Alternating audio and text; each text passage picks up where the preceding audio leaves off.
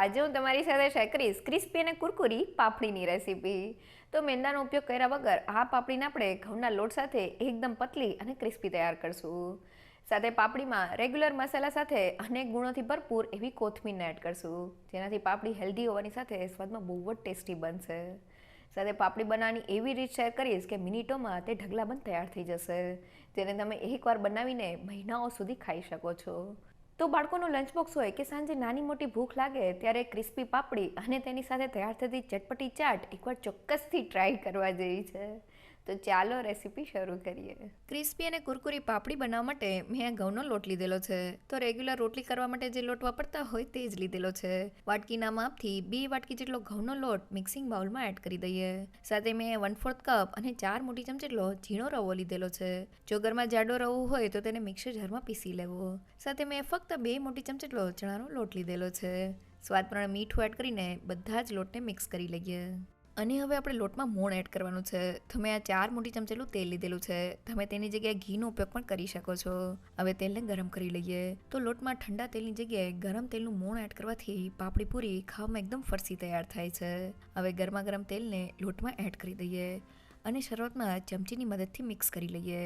હવે હાથની મદદથી તેલના મોણને લોટના દરેક કણમાં મિક્સ કરી લઈએ. તો મોણ એકદમ સારી રીતે મિક્સ થઈ ગયું છે, જેનાથી લોટનું ટેક્સચર આ રીતના ક્રમ્બલી તૈયાર થયું છે. જેને હાથમાં દબાવીએ તો તે સારી રીતે બાઇન્ડ થઈ જાય છે. મીન્સ આપણા મોણનું માપ લોટમાં એકદમ પરફેક્ટ છે.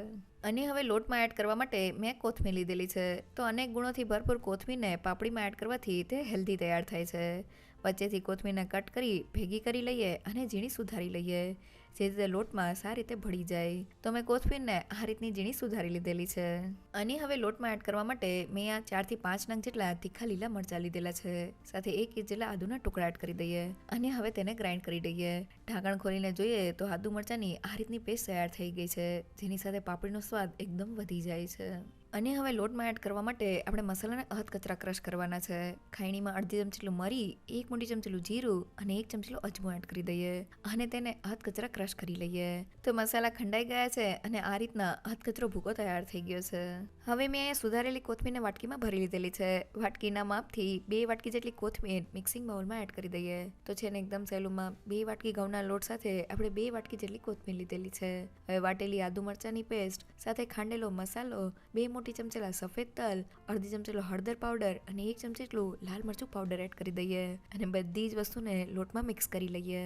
તો બધી વસ્તુ મિક્સ થઈ ગઈ છે. હવે પાણી એડ કરીને પાપડી માટેનો કઠણ લોટ બાંધી લઈએ. તો પાપડીને આપણે ક્રિસ્પી તૈયાર કરવાની છે, એટલે આપણે લોટને કઠણ બાંધવાનો છે. પાણી એડ કરીને જો લોટને ઢીલો કરી દેશું તો પાપડી ક્રિસ્પી તૈયાર નહીં થાય. તો મેં લોટને બાંધી લીધેલો છે અને તે આ રીતનો કઠણ છે. આ રીતનો લોટ બાંધવામાં મારે ફક્ત અડધા કપ જેટલા જ પાણીની જરૂર પડેલી છે. તો હવે બંધાયેલા લોટ ઉપર 1 ચમચી જેટલું તેલ એડ કરીને લોટને મસળી લઈએ. તો લોટને મસળવાથી તેમાં એક સ્ટ્રેચીનેસ આવે છે, જેનાથી આપણે પાપડી માટે પતલી રોટલી વણી શકીએ છીએ. તો મેં લોટને મસળીને સ્મૂથ કરી લીધેલો છે.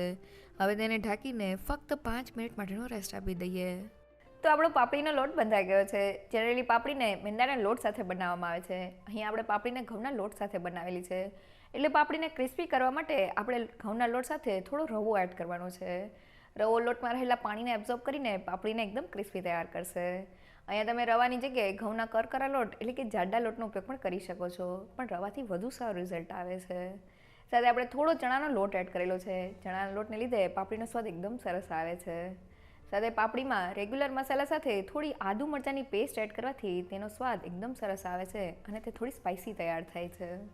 સાથે પાપડીને આપણે ક્રિસ્પી તૈયાર કરવાની છે, એટલે આપણે લોટને કઠણ બાંધવાનો છે. અહીં આપણે તાજી કોથમીરને લોટમાં એડ કરેલી છે, એટલે જેમ આપણો લોટ રેસ્ટ કરશે તેમ થોડો ઢીલો થઈ જશે. એટલે શરૂઆતમાં આપણે એકદમ કઠણ જ લોટ બાંધવાનો છે. તો હવે લોટમાંથી ફટાફટ પાપડીને તૈયાર કરી લઈએ. તો 5 મિનિટ થઈ ગઈ છે અને લોટને જોઈએ તો તે સારી રીતે સેટ થઈ ગયો છે. અહીં આપણે લોટને વધુ વાર રેસ્ટ નથી આપવાનો. મીડિયમ સાઇઝનો લુઓ લઈ લઈએ અને હવે તેને વણવા માટે લઈ લઈએ. જ્યારે બીજા લોટને આપણે ઢાંકી દેવાનો છે. હવે તેને પાટલા ઉપર રાખી દઈએ અને તેની ઉપર બસ થોડો કોરો લોટ સ્પ્રિંકલ કરી લઈએ, જેથી આપણે પતલી રોટલી વણી શકીએ. અને હવે તેમાંથી મોટી સાઇઝની રોટલી વણી લઈએ. તો મેં મોટી સાઇઝની રોટલી વણી લીધેલી છે અને તેની થિકનેસ મેં આ રીતની પતલી રાખેલી છે. હવે કાંટાની મદદથી તેમાં કાણા કરી લઈએ, જેથી પાપડી પૂરી તળતી વખતે ફૂલે નહીં. અને હવે પાપડીને એક સરખી તૈયાર કરવા માટે મેં આ રીતનું કટર લીધેલું છે. તેની મદદથી પાપડી પૂરીને કટ કરી લઈએ. તો તમે કટરની જગ્યાએ ઘરમાં રહેલી કોઈ પણ વાટકી કે પછી ઢાંકણાનો ઉપયોગ કરી શકો છો. તો બધી જ પાપડી કટ થઈ ગઈ છે. હવે વધારાના લોટને કાઢી લઈએ અને હવે પાપડીને ડીશમાં લઈ લઈએ. તો એક સાથે આપણી 10 થી 12 નંગ જેટલી પાપડી પૂરી તૈયાર થઈ ગઈ છે. આ રીતના બધી જ પૂરીને તૈયાર કરી લઈએ. હવે પાપડી પૂરીને તળવા માટે મેં તેલને ગરમ કરી લીધેલું છે. ગરમ તેલમાં પૂરીને તળવા માટે એડ કરી દઈએ. તો મેં કડાઈમાં સમાય તેટલી પૂરી એડ કરી દીધેલી છે. હવે મીડિયમ ગેસની ફ્લેમ પર તેને તળી લઈએ. તો પાપડી પૂરીને આપણે એકદમ પતલી તૈયાર કરેલી છે, એટલે આપણે તેને મીડિયમ ટુ લો ગેસની ફ્લેમ પર જ તળવાની છે. જો આપણે ગેસની ફ્લેમ હાઈ રાખશું તો પાપડી પૂરી બહારથી બળી જશે અને અંદરથી કાચી રહી જશે. તો લગભગ 4 થી 5 મિનિટ જેવું થઈ ગયું છે અને પૂરી એકદમ સારી રીતે તળાઈ ગઈ છે. પૂરી ઉપરથી ગોલ્ડન બ્રાઉન થવાને લીધે તેલમાં બબલ્સ પણ ઓછા થઈ ગયા છે. મીન્સ તે એકદમ ક્રિસ્પી થઈ ગઈ છે. હવે તેને ઝારામાં લઈ લઈએ અને હવે આ રીતના બધી જ પૂરીને તળી લઈએ. તો ડબ્બો ભરીને આપણી પાપડી પૂરી તૈયાર થઈ છે. તૈયાર થયેલી પૂરીને હાથમાં લઈને જોઈએ તો પૂરી એકદમ પતલી અને હાથેથી તોડીને જોઈએ તો તે એકદમ ક્રિસ્પી અને ખાવામાં ફરસી તૈયાર થઈ છે. એકવાર જરૂરથી ટ્રાય કરજો. તૈયાર થયેલી આ પૂરીને તમે આ રીતના એરટાઇટ કન્ટેનરમાં ભરીને મહિનાઓ સુધી સ્ટોર કરી શકો છો. ફક્ત 2 વાટકી ઘઉંના લોટમાંથી ડબ્બો ભરીને પાપડી તૈયાર થઈ છે. તેને તમે એકવાર બનાવીને કોઈ પણ એરટાઇટ કન્ટેનરમાં ભરીને 1 મહિના સુધી સ્ટોર કરી શકો છો. તે જરા પણ નથી બગડતી. તો પાપડી સાથે ચટપટી ચાટ બનાવી લઈએ. હવે ચટપટી પાપડી ચાટ બનાવવા માટે મેં થોડી પૂરીને થાળીમાં લઈ લીધેલી છે. હવે મેં અહીંયા 1 કપ જેટલા બાફીને મેશ કરેલા બટેટા લીધેલા છે. તેમાં થોડું મીઠું, ચાટ મસાલા પાવડર અને લાલ મરચું પાવડર એડ કરીને મિક્સ કરી લઈએ. બટેટાના મસાલાને પૂરી ઉપર રાખી દઈએ. ઉપરથી થોડી ઝીણી સુધારેલી ડુંગળી, થોડી લીલી ચટણી અને થોડી મીઠી ચટણી એડ કરી દઈએ અને ઉપરથી થોડી સેવ સ્પ્રિંકલ કરી લઈએ. તો જોતાં જ ખાવાનું મન થઈ જાય એવી આપણી પાપડી ચાટ તૈયાર થઈ છે. એકવાર જરૂરથી ટ્રાય કરજો. તો મેંદાનો ઉપયોગ કર્યા વગર ઘઉંના લોટ સાથે ડબ્બો ભરીને તૈયાર થતી પાપડી અને તેની સાથે તૈયાર થતી ચટપટી ચાટ એકવાર ચોક્કસથી ટ્રાય કરવા જેવી છે. પાપડી બનાવતી વખતે બસ તમારે અમુક વાતનું ધ્યાન રાખવાનું છે. પહેલી એ કે ઘઉંના લોટ સાથે થોડો રવો એડ કરવાથી પાપડી ક્રિસ્પી તૈયાર થાય છે. સાથે થોડો ચણાનો લોટ એડ કરવાથી પાપડીનો સ્વાદ વધી જાય છે. સાથે પાપડી ફરસી બને એટલે આપણે લોટમાં મુઠ્ઠી પડતું મોણ એડ કરવાનું છે અને આપણે લોટને કઠણ બાંધવાનો છે, જેથી પાપડી એકદમ ક્રિસ્પી તૈયાર થાય.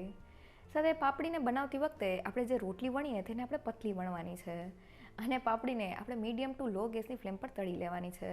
તૈયાર થયેલી આ પાપડીને તમે કોઈ પણ એરટાઇટ કન્ટેનરમાં ભરીને લાંબા સમય સુધી સ્ટોર કરી શકો છો. ટેસ્ટી પાપડીની રેસીપી જો તમને ગમી હોય તો મને કમેન્ટ સેક્શનમાં જરૂરથી કહેજો. સાથે મારા વિડીયોને લાઇક અને ફ્રેન્ડ્સ અને ફેમિલીમાં શેર કરજો અને મારી ચેનલને સબસ્ક્રાઈબ કરવાનું ના ભૂલશો. તો ફરી મળીએ એક નવી રેસીપી સાથે.